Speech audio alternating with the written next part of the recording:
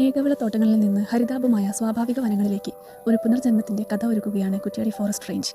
Kozhikode forest ഡിവിഷനിലെ കുറ്റ്യാടി റേഞ്ചിൽ ഉൾപ്പെട്ട പേരക്കാത്തോട്ടം, കാര്യമുണ്ട പ്രദേശങ്ങൾ വനവൽക്കരണത്തിന്റെ പുതിയ പാതയിലാണ്.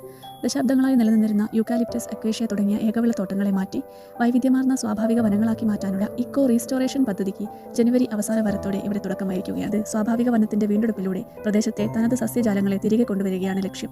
കുന്നിൻ ചെരുവുകളാൽ നിറഞ്ഞ ഈ പ്രദേശത്ത് സ്വാഭാവിക വനം വളരുന്നതോടെ മണ്ണൊലിപ്പ് തടയാനും ഭൂഗർഭ ജലനിരപ്പ് ഉയർത്താനും അതുവഴി ജലം സംരക്ഷിക്കാനും സാധിക്കും. പക്ഷികൾക്കും ചെറുജീവികൾക്കും വന്യമൃഗങ്ങൾക്കും അനുയോജ്യമായ ആവാസ വ്യവസ്ഥ ഒരുക്കുന്നതിലൂടെ ഈ പ്രദേശം ഒരു സ്റ്റെപ്പിംഗ് സ്റ്റോൺ ഹാബിറ്റാറ്റ് ആയി മാറും.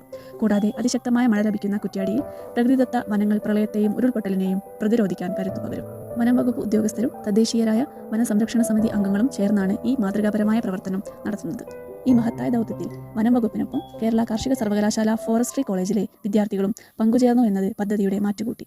പ്രകൃതിയെ അതിന്റെ പഴയ പ്രതാപത്തിലേക്ക് തിരികെ എത്തിക്കാനുള്ള ഈ യാത്രയിൽ നമുക്കും കൈകോർക്കാം. വരും തലമുറയ്ക്കായി ഒരു പച്ചപ്പുള്ള ലോകം കെട്ടിപ്പടുക്കാം.